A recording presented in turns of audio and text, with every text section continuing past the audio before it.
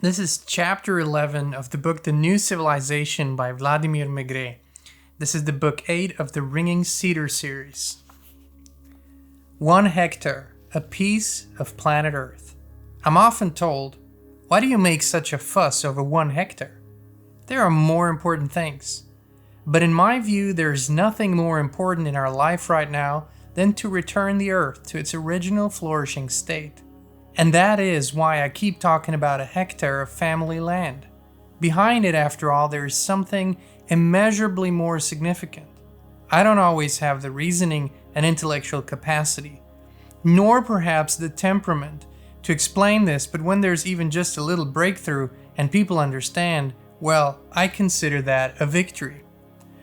One occasion in particular stands out. The year was 2003, Switzerland, Zurich. An international forum. I was invited by the organizers and allotted a time to speak. I began talking about an idea that saw its birth in Russia, but the audience didn't appear all that receptive. Then there was a question from the floor. How do you tie in this hectare of land with man's spiritual development?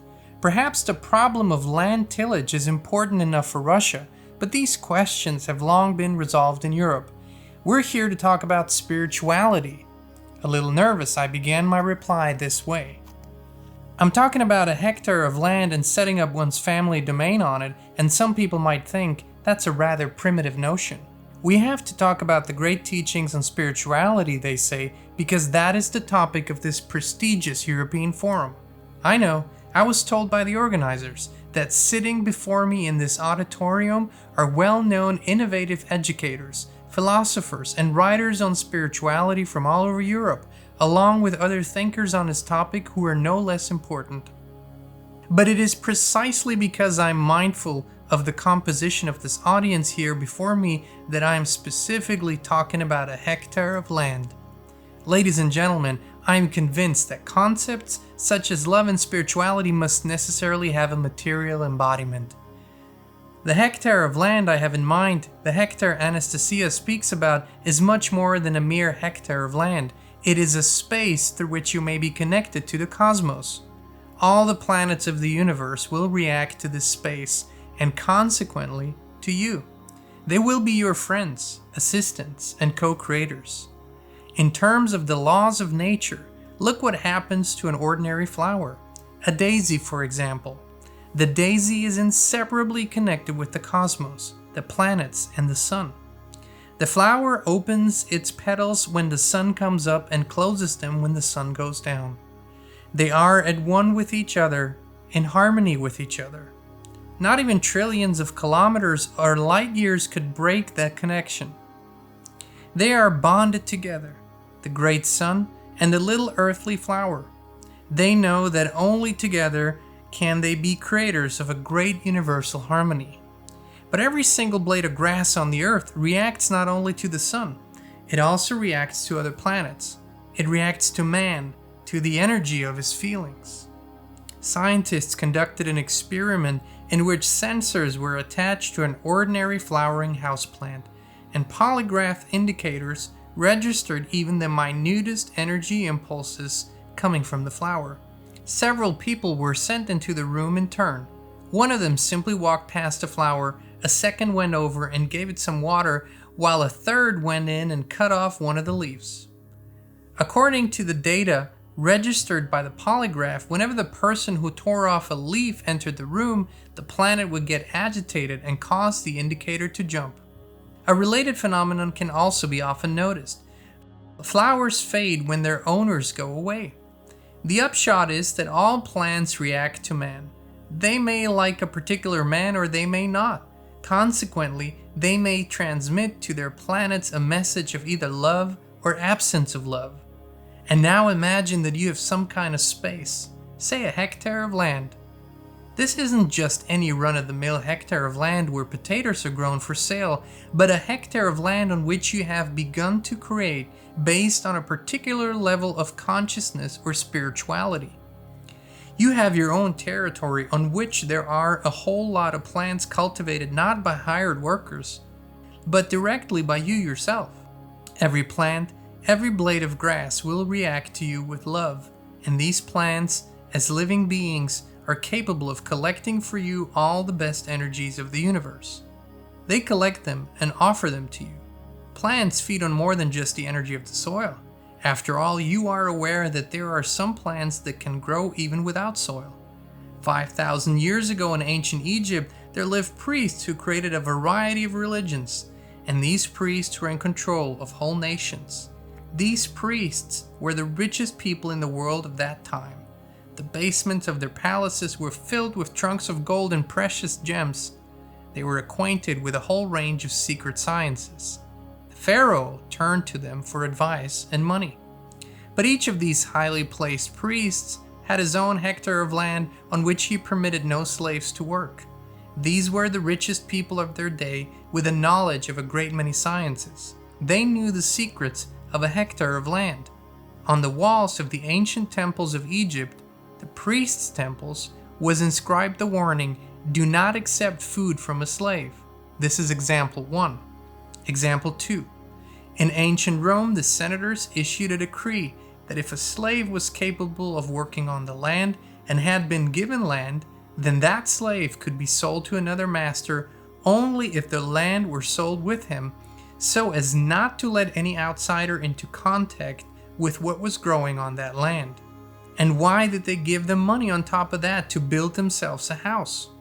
For one reason only, to obtain 10% of a harvest which had been cultivated and nurtured with love and care by the man growing it. It was only produce like this that could be at all beneficial. The Egyptian priests and the senators of ancient Rome knew what kind of food was beneficial to man. The produce we eat today is in no way fit for human consumption. It's dead produce. There is a vast difference between berries one picks from a bush to eat on the spot and berries sold in a supermarket. It's not just that they've already started to decay, but there's no energy left in them. They are incapable of feeding man's soul. And I'm not even mentioning the mutant plants created by our technological world. So if you don't have your own hectare of land, there's nowhere that you're going to find food worthy of human consumption. You can take a little money and buy some sort of vegetables, but you must realize that those vegetables were not grown for you. They weren't grown for any man at all. They were grown for money. There is not a disease which cannot be cured by the space of love, a space you have created with your own hands and your own soul. People are the children of God, the world of animals and plants, the air and the space around us. These are also God's creations, and everything taken together is nothing less than the materially embodied Spirit of God. If someone calls himself a highly spiritual person, let him show the material embodiment of his spirituality. Imagine God looking down on you from above right now, and he sees someone driving a tram, another one of his children constructing buildings, another standing in a store and selling things from behind a counter. These aren't the professions God created. They're professions for slaves. God didn't want his children to be slaves, and he created a marvelous world and gave it in stewardship to his children. Take care of it and use it. But to do that, you must understand this world. Understand what the moon is, what the herb known as the yarrow is.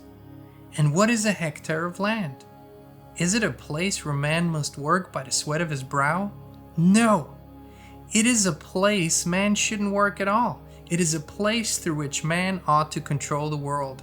Tell me, who gives greater pleasure to God, a man driving a tram, or a man who might have only a small piece of land but has transformed it into a paradise? The latter, of course. Can people today open up a road to the cosmos? Or can they be taught how to settle the moon or Mars? Of course not, because they'll put weapons and pollution there and end up having the same wars there as on the earth. Yet man, after all, has been created to populate other worlds. And this will come about only when man understands and beautifies his own earth. The way to settle the planets of the universe isn't technical at all. It is psychotelepathic. Man needs to become consciously aware of what constitutes the true beauty of the universe. Your city of Zurich is considered beautiful. We can say 1,000 times how beautiful it is.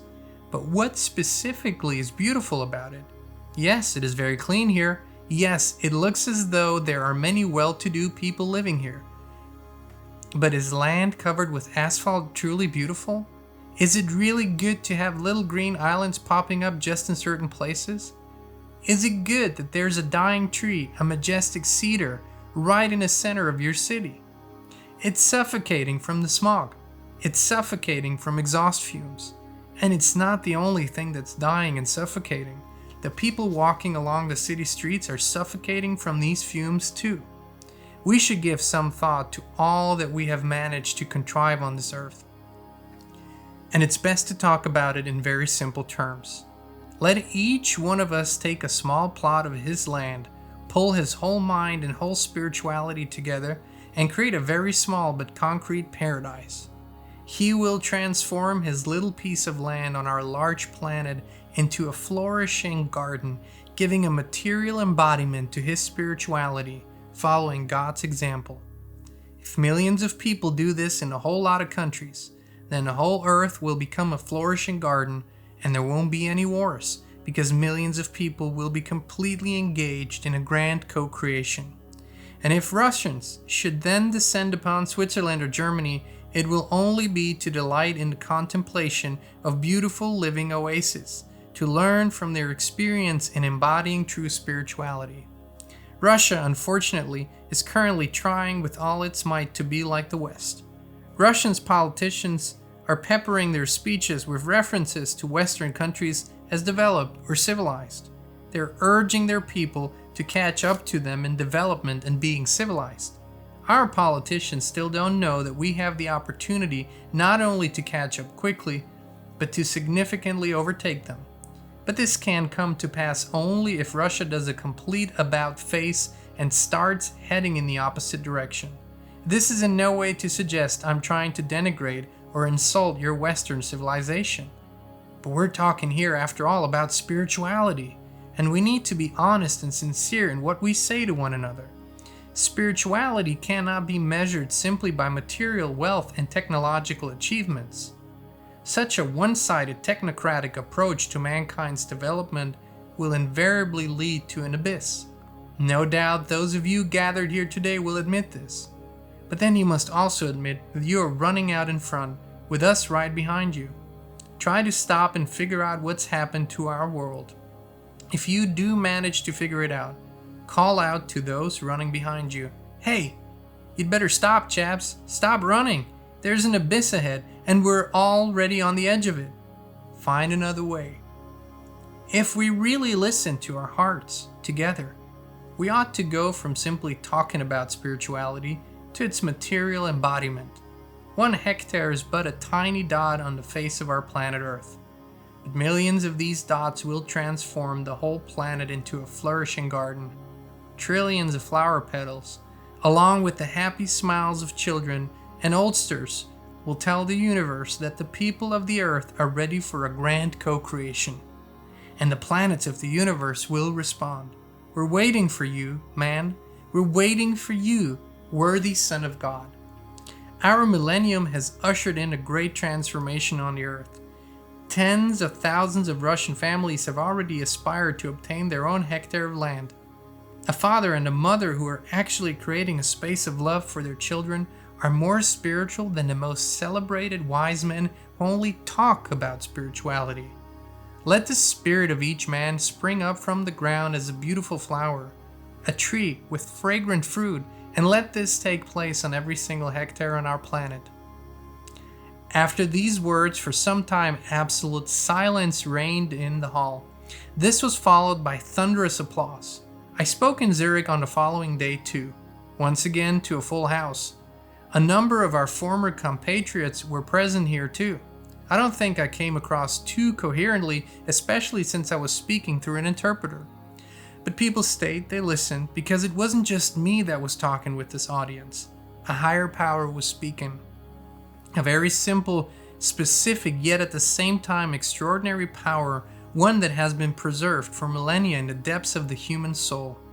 A nostalgia for the true way of life for man as creator. And then I thought, do I really need to explain to anyone that all Russia's sons and daughters that have been blown away by an ill wind will most definitely return? Of course they'll come back. You will remember Anastasia's words. Mother Russia will greet crowds of guests on that day. They're all of the earth, as Atlanteans born, as prodigal sons they shall return. Let all the bards everywhere play on their guitars. And the old shall write letters to their children, and children to their parents. Both you and I shall become very young, and people will feel young for the very first time. We're more dedicated than ever to provide authentic, truthful, and uncensored information and inspiration. That's why we created the Inspired community on the free speech platform Locals. There's no censorship, a free flow of information, and it's more personal and intimate. And you can join us as a free member or a paid supporter. Please visit inspired.locals.com and join us today.